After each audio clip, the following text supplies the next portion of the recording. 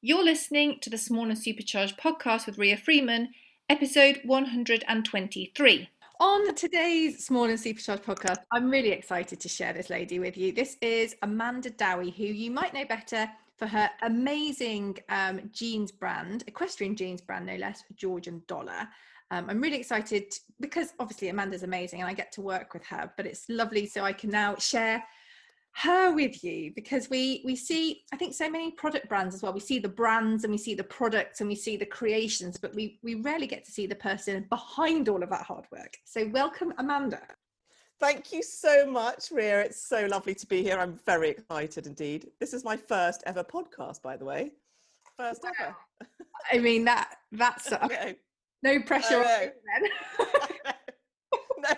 No pressure at all. But no, it's so exciting and really, really, really kind of you to invite me on. Thank you so much.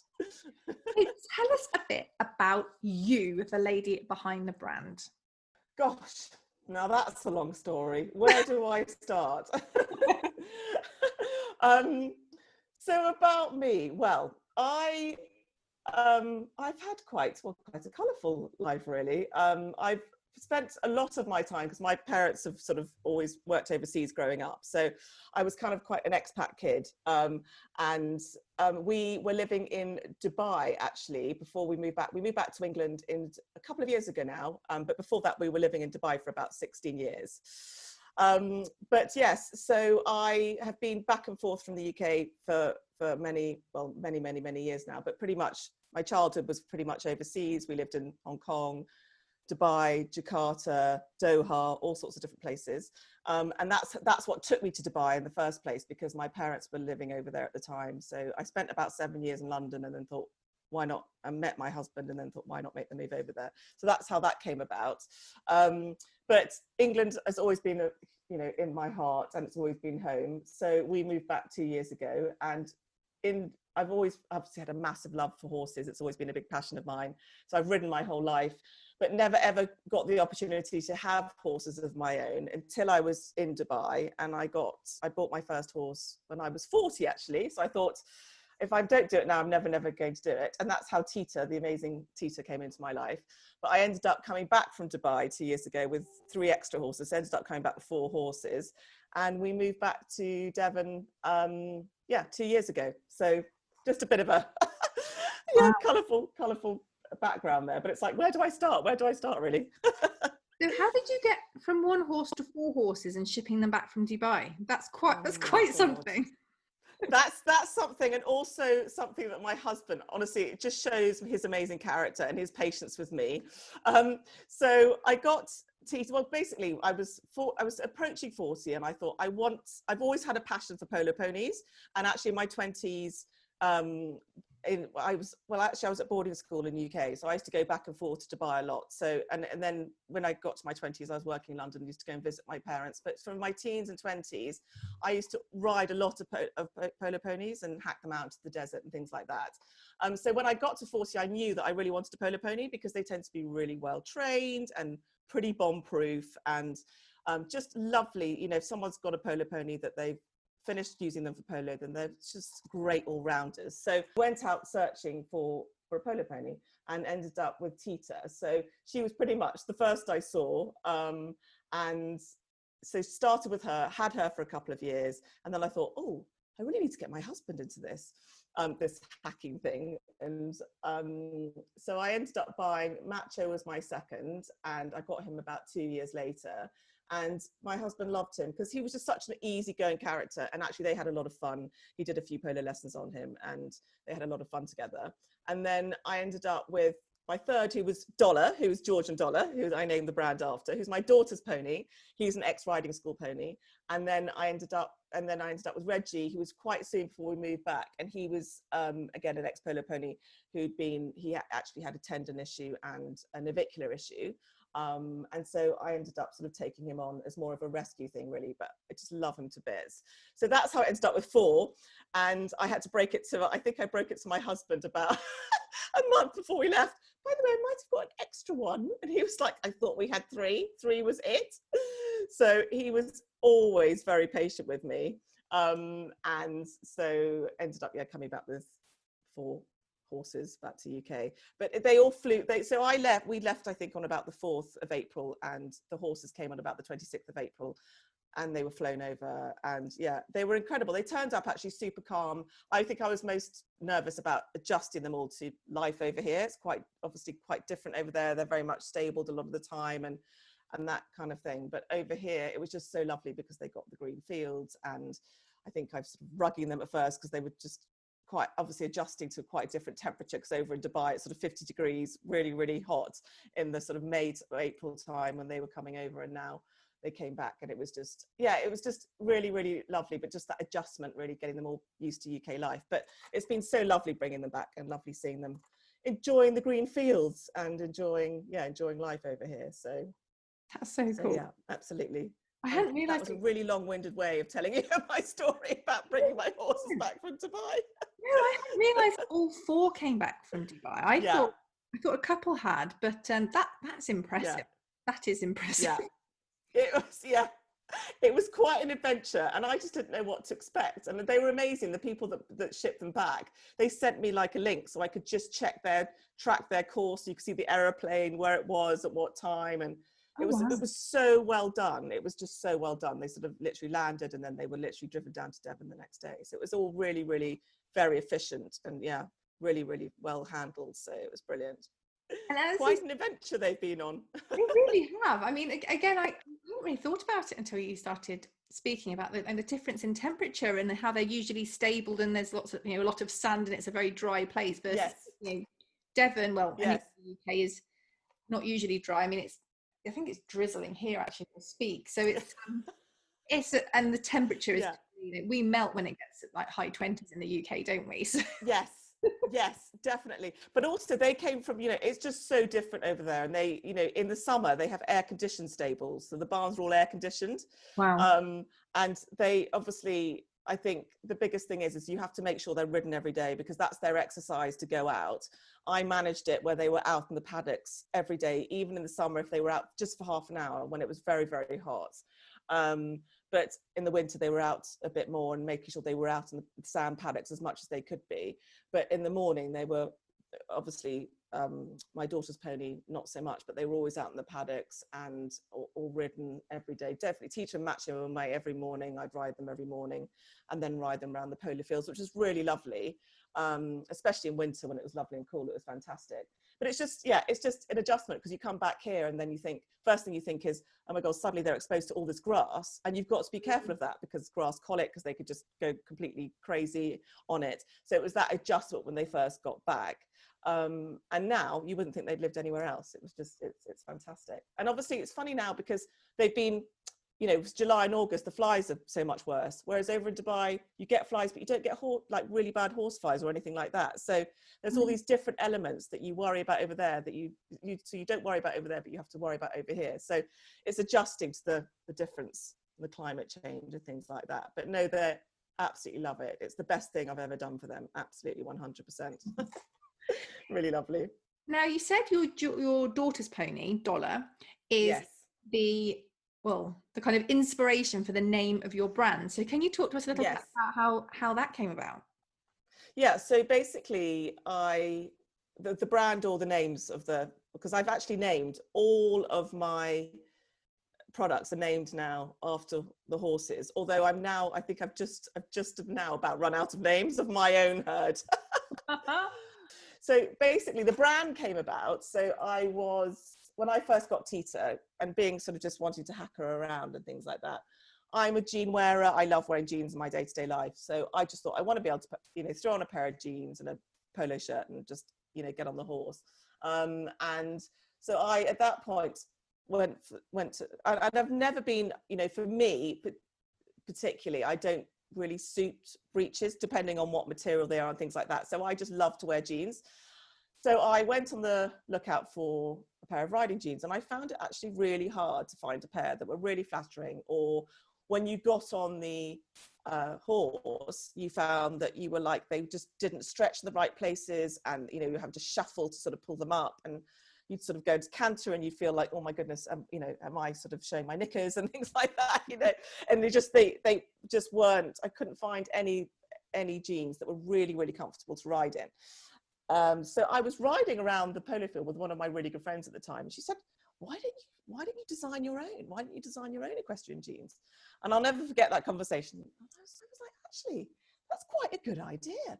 I could do that. So that was about, God, 4 years before Georgian Dollar came about. So I've got notes. I've kept my notebooks from when I literally went home that day and I was like, right, this is what I could do. This is the design I'd like. And I started designing these jeans and what it had to all be about. So that was about 4 years ago, but I knew that I wouldn't probably do it in Dubai. So I wanted to wait, and it would probably be a project that I do and we were planning at some point to move back to UK. And then when that happened, so literally we landed in the April when we got back, and then literally the next month I thought, I'm going to do it. If I'm going to do it, I'm going to do it now. So I started, that's how it all started really. So I had by then a very clear design in my head, and I knew that it had to be about the quality of the denim, the softness of the denim, the stretchiness, that there had to be so many elements that came in.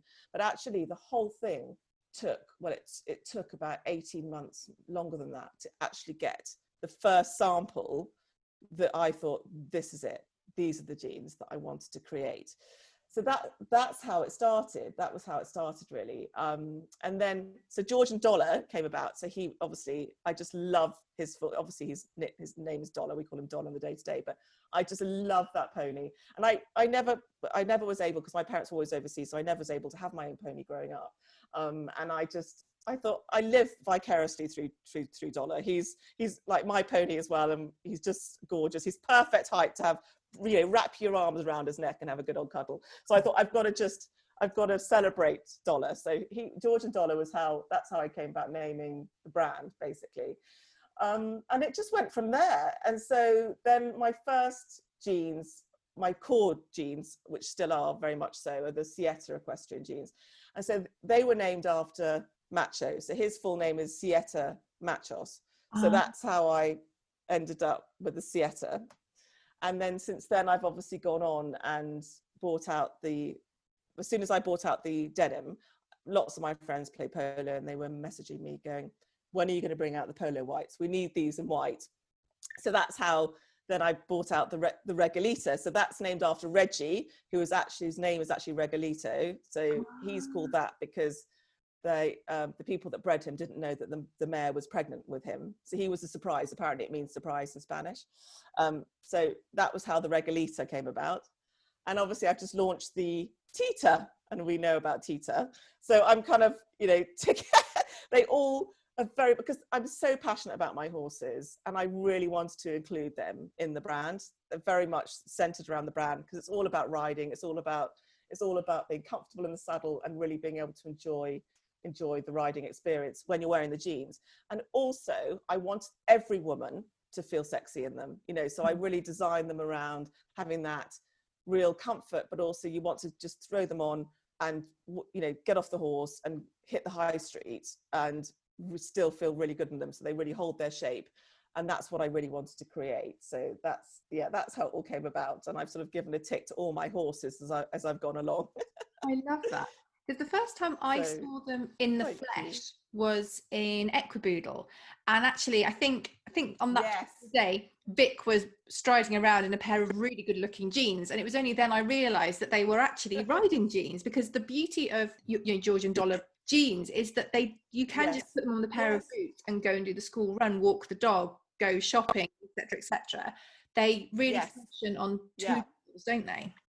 Yeah, definitely. And I actually do have customers now who aren't just riders. They actually just wanted a pair of really comfortable jeans that they can walk the dog with, or just spend. I mean, I basically live in mine, so I've obviously got 5 pairs now that I just rotate, and I live in them. And obviously before I put them on the market, I really put them through their paces, and they are so comfortable, and that's what I wanted to create. And they really hold their shape as well. They really maintain the shape. So my oldest pair must be nearly 2 years old now, my first ever sample pair, and I still absolutely love them. And wash them, wear them, wash them, wear them.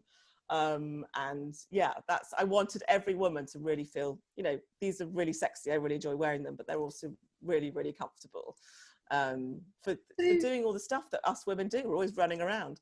Absolutely. So when you kind of designed them, Where did you sort of start? Did you start with the quality of the stretch of the denim, or the cut, or the kind of features? Because they have got quite a few features as well, haven't they? Like the socks at the bottom. And can you talk us through the design process a little bit? Yeah, sure. So the first thing is that obviously when you wear a normal pair of jeans, you have that line up the middle of the center of the inside of the leg. So that had to go. So that was the first thing that I realized. When you wear a normal pair of jeans, they can rub. I've come off wearing a normal pair of jeans and they've rubbed on my inside of my knees, and I end up with terrible burns and sores or whatever. So that had to be removed. So that's why also that was the first thing. I wanted them to look like a normal pair of jeans. So that's why the pockets, the back and the front are very much like a normal pair of jeans. The second thing is that I've noticed when the jeans that I've worn riding is that also the zipper, and the button. So that's why I created this almost cover. It almost flaps over slightly the button so that it really keeps the zip secure and the button really secure. That was the other element that I wanted to do. So these are all notes that I wrote down right at the very beginning. The Lycra Patch, that came next, because you really want them to fit. So obviously everyone's different, calves and ankles are different shapes and sizes. But by incorporating the Lycra Patch, I knew that fundamentally they had to fit into boots. You wanted them to really slide into the boots. They fit really well. They fit as well as possible without being too tight, but comfortable. And they're obviously they're like a pair of skinny jeans really, so they go straight down. So that was where the Lycra Patch came in. And I think having them on the front as well really ensures that they do fit that much better. And the Lycra Patch comes below the knee now, and I have lowered it even more slightly in the stock that I've bought out more recently. But it's still, because obviously I want people to be able to put on a pair of boots and not necessarily see the Lycra Patch. So I have lowered that now slightly, but that is really, really maintains the fit when you put your boots on. So and also the way that they're stitched. So if you look at the way that the lines fall on the jeans, because obviously by moving the inside line over, it creates a really flattering line. And that is also and also on the back of the jean as well. And that's what ensures that it's that line as well, means that they're really, really super flattering. So there were all sorts of elements that came in. And then obviously down to the branding, where I always wanted the GD right on the front pockets, and just kind of subtle. And I am bringing out now, so for the new Sietta jeans, the next stock, I'm bringing out a branded button, which is quite circular. So it's quite a circular kind of button with GD on the front as well. So they'll be coming out. And I've just changed the labels on the back. So they were embroidered Georgian Dollar, but I've just brought out the faux leather, which actually have the Georgian Dollar printed on the back. So for the black Tita, they're going to be black with the gold embossed, and with the Siettas or the Regalitas, they'll be the sort of tan with the Georgian Dollar embossed on the back label. So there's lots of elements that came together when I designed them. I think that's the thing though, isn't it? We at the moment see a lot of brands kind of appearing. I don't know whether it's caused by lockdown, but we will see brands appearing, and obviously some people have slogan tees and things like that. But the amount of work it actually takes to create something from I want to do something different is, as you said, it was 18 months until you had the first sample you were happy with, let alone the note making and the thought process that you did years before in Dubai. It takes a long time to make sure that you are really happy to put your name behind something, say, this is really good, I really like this. I think that's so important, isn't it? Yes. You've got to be proud of what you're selling, because it's a crowded market. There are a lot of people in this marketplace, but I believe there's always space for something genuinely brilliant, unique and different. But that takes time, doesn't it? Definitely. It takes time, and it's a mindset. And actually my lovely website guys who've been with me right from the beginning, a year in, they're saying, you kept going and you believed in it and you never stopped believing in it. And they say, you see brands start up and then sort of give up. And I think it can be very easy to think about giving up. You think, God, this is hard, and will people love it? And that's why you're so right, Rhea. It's such hard work. It's blood, sweat and tears. And actually, I don't think people realize as well the expense that goes into it. You have to be prepared to spend money to really you know, get the product that you, and it is a risk, because you risk, you know, I basically ended up, my first, the first people that tried to make the first design, they did such a terrible job that it was a nightmare. They just didn't realize it. And I think as well, finding the right manufacturer, finding the people that really understand your perfectionist as someone that creates a brand, what a perfectionist you are, and how it has to be absolutely right. But then when you go through all of that, and that comes down to the packaging, to the, you know, everything that you do within that. And then when it comes to that when you first launch, and it's like, are people going to like it? Are people going to love it? And that's why I say every time I'm tagged, or someone, you know, sends me a picture of them wearing them, or sends me, and I just had actually yesterday a customer send me an email, not an email, a note. She basically wanted to change the size. So she sent me the jeans back and said, can I exchange for a size? And she sent me this note. And in the note, it was just so lovely. She was like, can I just say, your customer service, your quality is exceptional. And I will be a firm fan of yours forever. You know, I just think it's an amazing brand, and what you created is amazing. And the fact that she took the time to write that to me and put that in a note to me to send when, you know, we wanted to exchange, was just everything. You know, all those moments where you've worked and you've laid there at night thinking, oh my God, am I doing the right thing? Is this going to work? And I think also the other thing is that people expect to launch it and then get lots of orders. It doesn't work like that at all. You have to just believe and just keep going. And it's not an overnight thing. You know, I've been doing it for a year, and now I'm beginning to see that, you know, people are beginning to, you know about Georgian Dollar a bit, and sort of they've heard of Georgian Dollar, but I've still got a long way to go.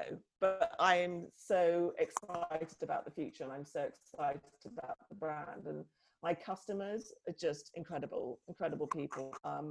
I've obviously on Instagram and Facebook, and the people that I meet along the way, people like you, you know, it's just been the most amazing experience. And I think that's what I just really positivity and not the negativity of things. I think it does take time. And even although you've been going a year as a kind of brand that's actually selling, as you say, the development before that was 18 months. The thought before that was years before. Yes. It does take a lot of time. And there's kind of various studies that show it's got 7 to 20 or something crazy touch points before somebody buys from you or takes the next step. So if you're trying to get those 7 to 20 points in, they're going to take some time to build up, aren't they? It's just the way it goes. Absolutely. And I think also the thing is that people want to see that other people are wearing it, or other people are, you know, so that the biggest thing is when you start getting those reviews, I think the first thing people look at is your Facebook page where you've got your reviews or whatever. And those reviews mean everything, because then people will look at that and think, and I know I do that. Oh, I haven't heard of this brand before. Let's look on their Instagram. Let's look at their Facebook. Let's just see what the reviews are. And then when people say, actually, other people are wearing them and they're enjoying them and the reviews are really good, then that as well, as that grows and that develops, you know, and I started on 0 with Instagram. I've grown it completely organically, as I have done with Facebook. And I think, but the people now that are on that Instagram or on that Facebook, they're genuine customers or followers, and people that have been there from the beginning, that like cheering you on, going, yay, Georgian Dollar, this is amazing. You know, so all those things are really, really important, I think. And just being prepared to start from 0. And it doesn't matter whether you've got 20 followers, if they're great followers, or however many followers. It's about the quality of, you know, the people that follow you and the people that believe in you along the way, and really, really give you that positive energy to really keep going. And I'm still learning all the time. And I'd never done retail before. That was the other thing. Before I set up Georgian Dollar, I'd never done it before. So actually, it was just a complete learning curve right from the beginning. I had no idea where to start, absolutely none. And I did it all myself. And I think that's the biggest thing is, you know, all that research and all that time and effort. And that's, you know, that's how it can also, you've got to be prepared to invest slightly. If it goes wrong, you have to start again and keep going and just believe in it. And that belief, I think, will keep you going. And I think that's what's I've loved so much the most about Georgian Dollar is creating something that I see people really love wearing. And I actually had a message from another lovely customer who just got them and sent me a message this morning saying, I love them so much, and my husband just told me how amazing I look, and I just love them. And you know, those people that take that time to just write to you as well, personally, to tell you as well, that is everything. That means the world. So because recently you've brought out 3 new products, haven't you? You've got a new pair of jeans, which are really lovely, and you've now also got a base layer, and you've got a hoodie, haven't you? So how have kind of the launch of those gone, and how did you feel about the launch of those versus when you first started and launched your very first pair? So it's been really interesting in that that's when I realized that the brand is beginning, you know, people are beginning to have heard of the brand, and obviously customers who have bought right from the beginning or have bought the jeans before, then, you know, they've gone on and bought the base layer. So it was quite interesting. So the base layer was something that right from the beginning, actually, I wear base layers, and I always thought I wanted to bring out a base layer at some point. I'm fundamentally a jean brand. That's what I am. I'm an equestrian jean brand. That is always going to be my core. And I'm already working on 2 more jean designs at the moment. So I've got lots of exciting things in the future going on. But I wanted to create an outfit around the jeans so that you could stick on your jeans and then create an outfit, basically. So the base layer, so after the jeans came the belt. So the belt, I thought, I've got to have a lovely belt that basically, you know, everyone needs a belt to put on with their jeans. I've always loved polo belts. And so the belt was I was really excited about the belt, and it had to be quite a unique blue. And so that was completely hand, you know, designed and everything. And I love the belts. And in fact, I'm going to be bringing out more belts in the future, and they are made from the cotton wrapped in wax. They're made in Argentina. They are all handmade, you know, so, and I chose the color to be really unique. So, and I will be bringing more colors out for the belt in the future. So the belt went really, really well with the jeans. And then the base layer, I think, came next. So the base layer was, I always wanted to have something with a high collar, something that sat really, you can have it down if you want to, but something that just sat really looking really smart. So if you had a pair of jeans on, you could put your base layer on, but something that you could wear in summer that also kept you protected from the sun, you know, if it's hot outside, and then in the winter that sort of keeps you warm in the winter. So with the launch of the base layer, getting back to your question, sorry, I'm babbling and going around. No, not at all, not at all.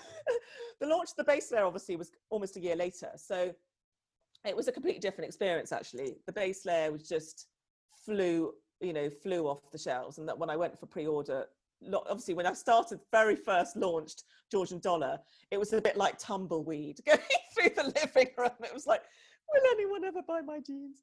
But yes, and that first sale was the best feeling in the world. But now it was so lovely to see that when I launched the base layer, people were pre-ordering them and buying them, and that was quite an amazing feeling, actually. And that's what I've always wanted to maintain as well, is that really high quality product that's also at an affordable price. I didn't want to be, you know, because I know that some things can be ridiculously expensive to buy. And so, especially actually jeans, I know that some jeans, and some, you know, I did a lot of research obviously on jean brands, and some of them can be up to £250 or whatever. So I wanted to make sure that they were really, really, you know, top quality, but also affordable, basically. So that's where obviously, so the base layer came in at £38. And then I bought out, so the hoodie was also something that I thought, the hoodie, you've got the base layer, when it's chilly, you want to throw on a hoodie. I love hoodies. I wear hoodies all the time. So the hoodie was obviously a new design. I've got the big logo on the front. So I've launched that, and that's gone really, really well as well. So yeah, it's just everything that I bought out now, a year in, has definitely it's been a different experience when I very first launched the brand, for sure. And I thought and I'm bringing out something else in September, which is going to be coming out. And then everything is going to be complete, because then you've got the full outfit, and then I'm just going to keep working on the jeans, basically just bringing out different sort of jean designs in the future. Because you have recently also added another jean, haven't you? A black jean with a red stripe. Yeah, so that's the Tita. So those are the red stripe, and I I personally love wearing jeans with stripes, and I want to incorporate the stripe, and so, but I will, and it's quite interesting to see how people have reacted to that, because that's not going to be for everybody, and I get that. I've always wanted to incorporate the stripe, but again, it's gone down really, really, people have been really positive about it. The sales have been really strong, which is really good, and I love that. But I also think that I'll also bring out, at some point, I will bring out a plain pair without the stripe, because I think not everybody wants to have the stripe incorporated, but I really love the stripe, and actually people have really, really been raving about it, which is really exciting. So that's really lovely. But that's just always been, funny enough, it's always been a passion of mine, because I don't know if any other equestrian jeans have a stripe, and I wanted to be completely, from what I've seen anyway, they don't. And I wanted to bring out something that was completely unique, and I love them. I'm really, really excited about them. So I think just brings a different edge to the brand. So what would you say, obviously kind of business journeys are challenging. They have challenging and like amazing highs, but what would you say is kind of a low point in the sort of Georgian Dollar journey? A low point is when I think was probably towards, well, just along the way, I think it was probably, as I said, it got to a year when I felt that things began to pick up. And I think along the way, it's just there's been times 6 months in, you know, when the sales are a little bit ticking along, but not that, you know, and sometimes you have big gaps and not much going on. And I think that can be a time when you've really got to it's easy to give up then and think, am I doing that? You know, I did the right thing. Because obviously it costs money to buy. I think that's the biggest thing as well. When you're buying stock in, people don't realize that you're buying stock in, and that costs a lot of money to have a certain amount made. So obviously with the jeans, it's not a small amount I have made. I have a large amount of stock made. And you've got stock there, and you're also wanting to bring in new and different things. So you end up, you've also got, you've got to take a leap of faith with those things. So I think the low points have been at that 6 month stage, or when you're right from the beginning up to that point, when you're trying to drive it forward and you're not always knowing if it's going to work and if it's going to be, you're going to get there. And I think those are the points where you just have to keep believing in yourself, and you have to pick yourself up, and you have to keep forging forward. And obviously along that way, you've still got amazing customers, and you've still got lovely people supporting you and picking you up. But I think that's probably been the lowest point, where, you know, you just don't know. You don't know how it's going to go. You don't know how it's going to go, and you've just got to keep going. So I would say that's probably been the lowest. I'm really beginning to now grow it and develop it, and it's now been positive and things are going really well. So if I can say anything to anybody, it's just keep going and keep believing in yourself and keep believing in the brand and the products that you're selling, and you will get there. But it's just dogged determination and being passionate about what you do that gets you there. Basically, it's the passion for it. Definitely. And what would you say have been the kind of highs along your journey so far? Highs have been people tagging me in every time. Honestly, in all honesty, every time I get a tag in, that is my high. Every time I love your product so much, that is my high. Those have just been the customers that have supported me, the people that have supported me along the way. I cannot tell you how much it means to me, Ria. It honestly is everything. One of my big highs recently as well has been the fact that the friends of Jules have approached me and said that they had seen my brand and heard about my brand, and that they wanted me to be included on their platform. And that for me was, wow, this is really exciting. The fact that they have noticed Georgian Dollar, and that, because obviously, you know, that's a platform I've always looked at. I've always thought I'd love to be included in that one day. And I did email them last year, actually, after they launched. I said, would you be interested? And obviously at that point didn't get a response, and I didn't expect to. So when they actually approached me and said, oh, by the way, we've seen your brand and we'd love you to be included, that for me was like, that's amazing. They've noticed me, and I felt at that moment all the hard work, everything that I'm striving to create with Georgian Dollar, everything that I want Georgian Dollar to be, means that people are noticing that. And to have an amazing platform like Friends of Jules to notice that, it means the world, really means the world. So that was a moment I literally ran out. I got the email and I ran out to my husband going, oh my God, look, I've had this email from Friends of Jules. It was one of those moments where I was like, that just the way they wrote this lovely message, and email. Yeah, so that really meant a lot. I think that's a really good point though, because when we sometimes get a no, or we get a nothing, or we don't feel like people are watching what we're doing, or we don't feel like we're making a difference, we don't realize that we are being watched all the time. We on Instagram, we see engagement as that double tap or that comment or that share, which are brilliant. Like, if anyone's listening, please keep doing those things. But also take from this that you didn't know that Friends of Jules had been watching your content, had been seeing things until you got that email. And we don't know who is seeing what we put out unless they make an active sign of engagement.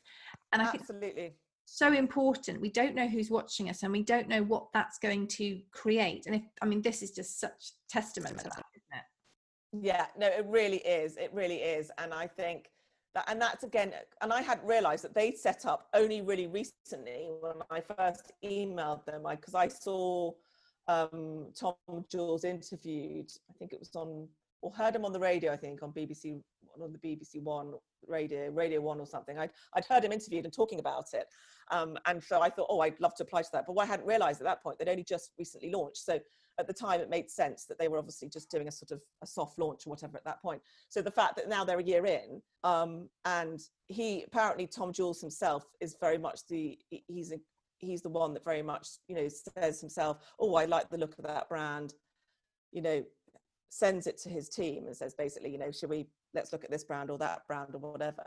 So the fact that they noticed, that's amazing, because they're looking at, as you say, people are always watching. I think that's actually quite a lesson, and that's something I've learned from you as well, Ria. It's really important to always just be yourself and show your passion, and develop your brand in the way that you want to be portrayed, basically, as well. I think that's really, really important.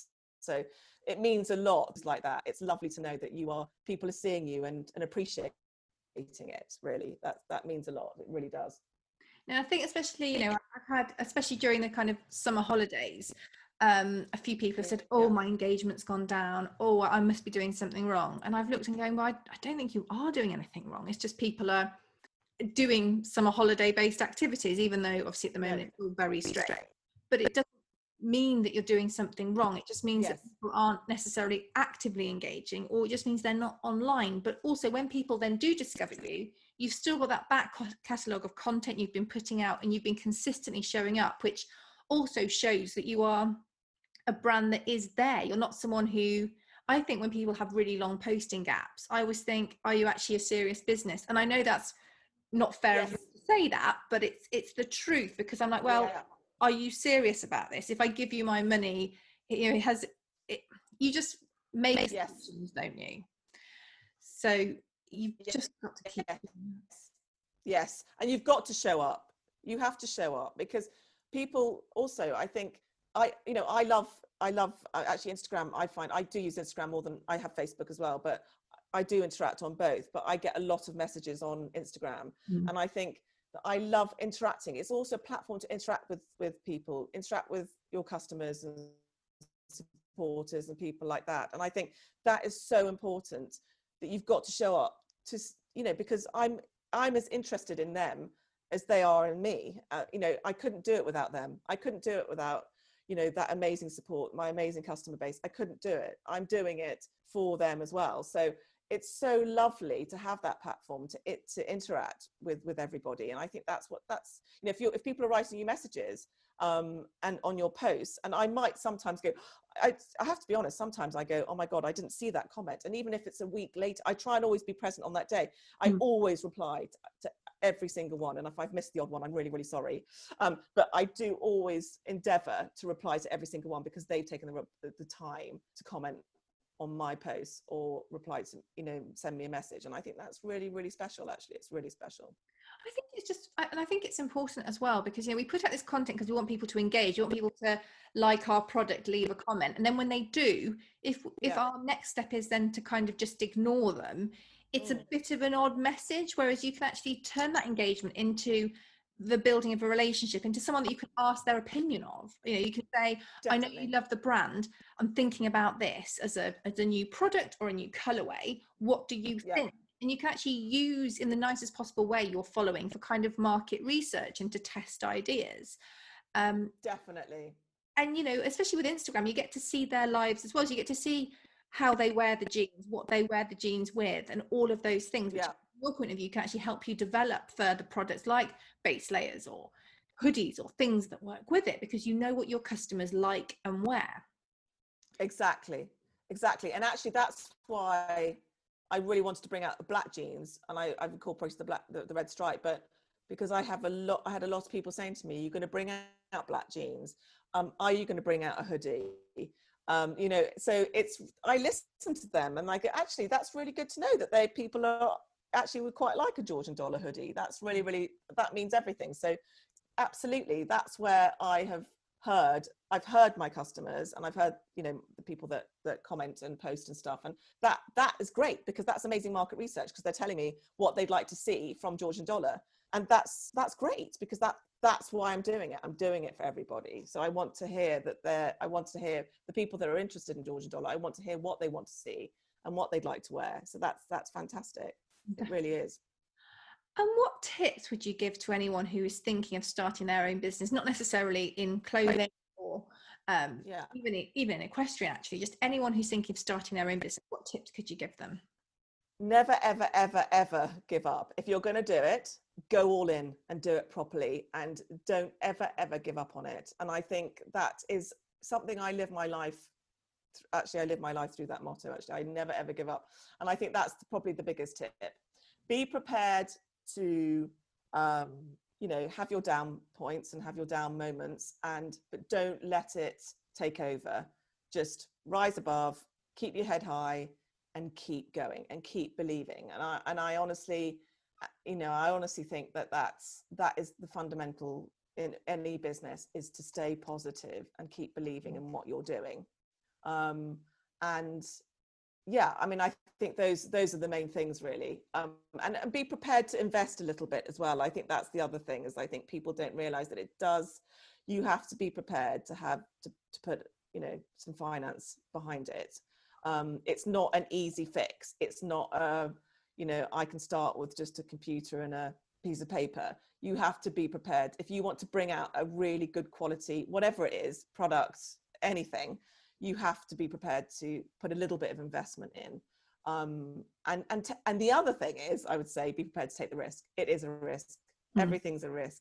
But if you keep believing and you keep persevering and you keep doing you'll get there. But it is a risk. But I honestly believe, if you believe in it and you know that you can bring something to market that you truly believe in and you're going to drive behind, it's worth the risk. It really is worth the risk. Yeah. So those are my biggest points, I would say. Can you tell us all the places where people can find you, onto your website, Instagram, Facebook, anywhere where you are online? Yes, so absolutely. So I've got an Instagram at Georgian Dollar. I've got a Facebook page, Georgian Dollar. My website, you can buy everything that Georgian Dollar sells on the website, which is www.georgiandollar.co.uk. You can actually also buy Georgian Dollar through Equiboodle, who's Equestrian Outfitters. We love Equiboodle, yay! Who are in Gloucestershire. So, and they obviously sell online as well. The most gorgeous, beautiful store. And so you can buy from Equiboodle. You can also buy, if you're Sussex based, you can buy from Old Wick Saddlery. They're in Sussex. They sell the Georgian Dollar jeans, the Sietta jeans at the moment. I'll just say also Equiboodle, you can buy the belts, the regulators and the Sietta jeans at Equiboodle. And I also, there's a couple of online companies, equestrian companies that sell Georgian Dollar. There's Spudeka Equestrian and also the Comfy Horse Company. They also sell the equestrian jeans, and there's a company that called To the Barn, and they're also selling the equestrian jeans on that website as well. So those are just some places where you can find GD, wave the GD flag. Right. No, I know. As I said, when I went to Equiboodle and Vic was walking around in the jeans, I was like, they're really lovely. And I saw them hanging up, and I was like, they're really lovely. I think sometimes, especially as when I first see them. When I first met the brand, it was a very new brand, and I had, as you said, this kind of social proof of people wearing them, being out there. Yes. There were a few people actually when you see them in person. You're like, Yeah. wow. And I know that Vic said before, you know, people come in and just fall in love with them, and that's kind of the end of that, really. So that's Vic was, I mean, I have to just say, I love Equiboodle. It holds a very special place in my heart because Vic was the first person I approached and I said, would you be interested in selling my jeans? And she was so supportive and so wonderful and took that leap in faith and didn't ever, you know, for a second say, absolutely not. She was just like, yes, yes, yes, yes. And so Equiboodle really holds a special place in my heart. They're awesome. She's amazing, Vic. She's fantastic.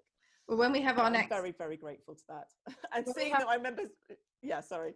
when we have our Equiboodle and Friends event, the next one, that'll be so cool to have you down there as well, down there.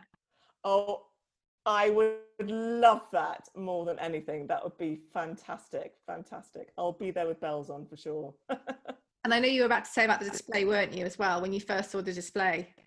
Yes. So when I first saw the display and saw them hanging there, I was just like, that was another, that I should have added that to my moment. That was another really pivotal, exciting moment, seeing them hung in Equiboodle. I was like, yes, I've arrived. Georgian Dollar has arrived. It is those moments, isn't it, when you kind of think, wow, this has like been a change to see a product that you've like created from an idea in your head, from a chat walking around a polo field with your friend, into being in the physical, yes, in someone's shop somewhere else. Yeah. Thank you so much for joining me today. I have loved our chat. I'm going to put all the show notes, all your links in the show notes as well, but go and follow Amanda, go and keep up with her journey. And thank you so much for joining us. It's my pleasure, Rhea. Thank you so much for having me on. I've really, really loved it. Thank you so much.